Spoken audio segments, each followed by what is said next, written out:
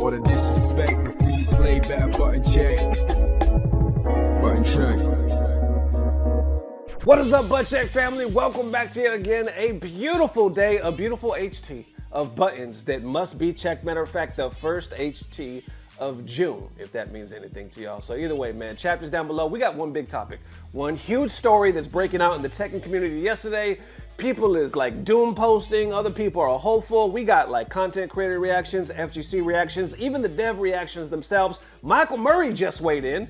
I haven't seen anybody cover that perspective, so either way, we got a lot. Let's get it. Let's go. All right, now into them first set of the game director of Tekken 8 himself. We're talking about Nakatsu has officially left Bandai.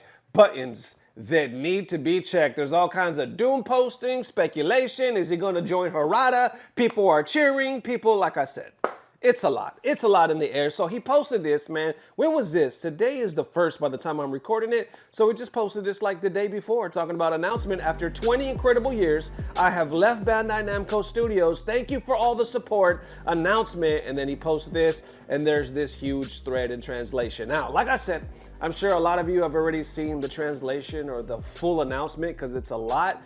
So I'll post links down below so you guys can get that. So as of right now, we got a bunch of different reactions and mixed emotions, starting with the FGC saying, I'm genuinely shocked the game director of Tekken who took over from Harada is leaving too, and it's only been 6 months since Harada left. Who's in charge now? That's a good damn question, right? Who's in charge now? That has over 2,000 likes. And then Rip says, no Harada, no Nakatsu, what next, or who's next? Tekken 9 is either not happening or Bandai Namco is about to sell the Tekken studio. Let's continue from there. That has almost 1,000 likes.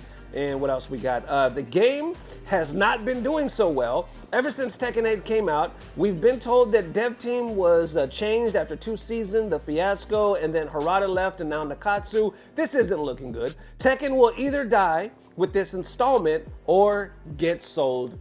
Either way, how you feeling about that? Die or get sold? And Tekken 8 game director, if I could talk, just more announcements on that note. More question marks. More people just left in the dark and more people thanking him. Thank you so much for everything. You got a lot of that. Underneath his direct post, you got a lot of FGC thanking him for the hard work. You know what I'm saying? Just appreciate everything he did for the game. You know what I'm saying? And then you also got that other perspective where people are like, why are y'all dooming? It ain't gonna die. Like right here saying people acting like Tekken will die and there won't be Tekken 9 is crazy. DOA 4 was the last game with Itagaki and DOA 5 got released anyway, and surprisingly, it was a success too. Bandai Namco wants your money. They will make Tekken 9 with a new director. How you feeling about that? They want your money. They're gonna figure out a way to still make Tekken 9 happen. And then who should we send emails to? People are like, wait a minute, who's the point of contact? Which, when you think about it, is crazy timing because they had one of the biggest DLC announcemements ever. Numbers through the roof. Just like what, last week? And now this. Anyway, you got a lot of big content creators like TheMainManSWE, Rooflemonger reacting. Here's small clips, links down below. Check it out. Now at Bandai Namco, like, or Tekken, like, I have no clue. Harada was the guy. Now Nakatsu leaves, the director of Tekken 7, the director of Tekken 8. He was also on Twitter. Who's in charge now at Bandai Namco, like, or Tekken, like, I have no clue. Harada was the guy. Now Nakatsu leaves, the director of Tekken 7, the director of Tekken 8. He was also on Twitter, right? He was also a face. And just imagine if Murray leaves, it's going to be a completely faceless, voiceless product and company. It feels like the big personalities, the big visionaries are gone. Who paved the way for Yujiro? I assume it was these guys, right? But who paved the way for the fantastic patches and course correction we've seen? Was that Nakatsu before he left? Or is that someone else we don't know about? Or some executive saying, listen to the goddamn fans. The sales are dropping. The Steam charts, the player count is dropping. The sales are down. DLCs, whatever. Like, listen to the fans. Was that some executive jumping in? But the fact that it's so shortly after Harada can be no coincidence. So maybe he feels the workplace is so much worse without Harada, which is very realistic, right? Or was he pushed out because season 2 was so bad? Or he just feels he's done with Bandai Namco. He also felt maybe the pressure from the executives, and he feels his creative vision isn't fulfilled. So, man. All right, then from there, I noticed Rooflemonger just posted a video like a couple hours ago by the time I'm recording. Check out the clip. Mitchell Saltzman writing, "This is kind of crazy with both Harada and Nakatsu gone and no mention of who the torch is being passed to. What is even the future of Tekken right now?" In this part, I wanted to say, there's no reason to fully doom and gloom. Major fighting game franchises have lost their figureheads and come out better for it in the end. Like my boy Yoshinori Ono leaving in the Street Fighter V days. Now, to be clear, is he responsible for a lot of like later era Capcom fighting game problems? Yes, I'm aware of that. But I do want to give him his props that none of this right now happened without him. Doesn't matter what game you're playing right now. It doesn't have to be Street Fighter. Any fighting game modern day, he's kind of the guy who brought fighting games back in a big way. So regardless of his perhaps myriad of faults, you got to give him that. But when Takayuki Nakayama took over for Street Fighter V, it wildly improved the game and also led us to Street Fighter VI, which, you know, we complain, but like, it's a pretty okay game. Or someone like Tomonobu Itagaki, the creator of Dead or Alive, right? Those games are great, but to be real, the best game in the series, Dead or Alive 5, happened because Yohei Shimbori took over. So losing the figurehead of a franchise isn't necessarily the end-all be-all, and there can be an even brighter future yet after the fact. So it's not all doom and gloom. Like, say, come start Tekken 8 Season 4, that's when Tekken 8 became the best game it's ever been, because we have new people, new ideas behind it, or maybe Tekken 9, which might get accelerated now. I guess we'll see, but yeah, Tekken 8 far from being done, that's for sure. All right, how y'all feeling about that perspective from Roofle, man? He talking about it's far from doom and gloom because we've seen it done before. You know, even though a beloved dev ends up leaving, the game actually finds a way to still thrive. Life finds a way, you know what I'm saying? What's that, Jurassic Park? How y'all feeling about that? I don't know, I guess it's because of the current state of the game. Obviously, people say it is getting better in small increments, but you know what I'm talking about. Since that damn circus in season 2, it hasn't felt good, so we losing Harada, and now, you know what I'm saying? It just doesn't feel good, so when you get one on top of another, kind of understand why people are dooming, man. But we go even deeper because I see Michael Murray. You know, he's the man. A lot of people are speculating that he's gonna leave as well, so they could be the trio again. But anyway, I see somebody posted this saying, I feel like the last 2 patches were not done by Nakatsu, but he had helped guide whomever did them, so they were in the right direction for him to leave with confidence that the balancing would be in solid hands. I think Tekken will be fine. Hopefully, I do, however, think Murray may leave soon as well for the trio to be working under Harada's new team. Hopefully, we get a new banger of a fighting game that rivals the fun Tekken brings. Well, Michael Murray actually responds to that right here, talking about the online Tekken community makes it pretty easy. Harada and Nakatsu put up with corporate for 20 years. Just saying, damn. Hold on, is he taking low-key shots? You know, Murray takes a lot of shit. You know, well, devs in general. You know, they put up with a lot of shit. That's what Murray's referring to. He's like, yo, the online community, y'all make it easy. You make it really easy to jump some ship, you know what I'm saying? But Murray, out of all of them, he catches a lot. I'm not saying it's not warranted, but he catches a lot of shit. Well, somebody else responds to that saying, I'm sorry you had to put up with so much, Michael. I wish things had been different and you didn't feel so alienated. You deserve better from the community. He responds right here saying, no worries, I'm good. Just interesting to see people are finally realizing actions have consequences. LOL. Damn, what is he trying to say? It's just interesting to see people finally realizing that actions have consequences. Now, is he talking about the actions of the corporate, the higher ups that done push these, you know, beloved figureheads out? Or is he talking about the community themselves talking all this shit, strenuous, like he said, the online Tekken community makes it easy? Is he talking about that part of the FGC? Because it does seem like those dots kind of connect as far as like what he's pointing out.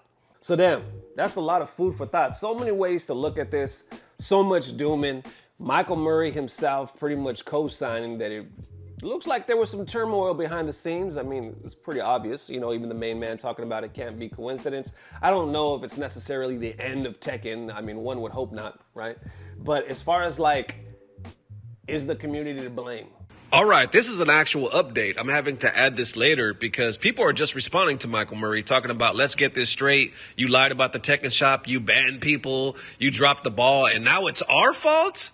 Other people saying, why are you lying? Harada stated multiple times that the corporate side of the company is allowing less creative freedom in favor of profit. If it had anything to do with the community being toxic, he wouldn't be making another game. Other people calling him a bum. Michael Murray actually responds to this right here saying, who are you and what have you done of note in life? Yeah, that's what I thought, LOL. So it looks like exactly what Michael Murray was hinting at, like what we thought it might be, is exactly what it is. He's pretty much telling the community, your consequences have actions. So just know, the next like 5 to 8 seconds of this video was pre-recorded before I knew this information.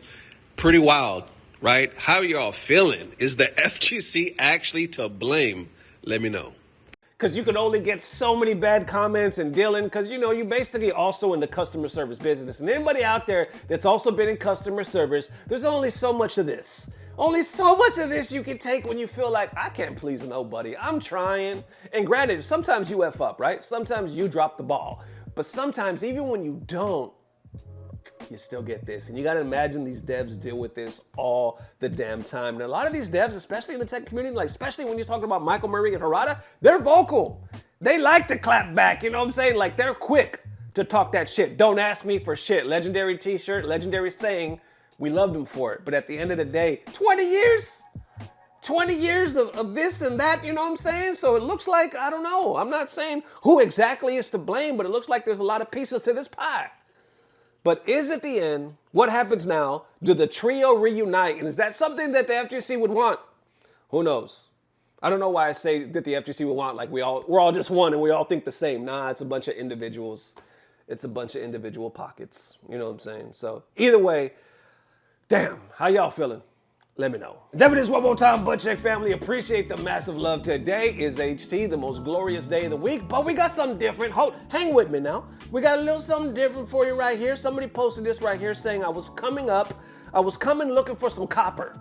So it looks like they were like at a garage sale or a yard sale, something like that. He was like, I was just looking for some copper. And then he found this. I'm gonna put it on the screen. Bam.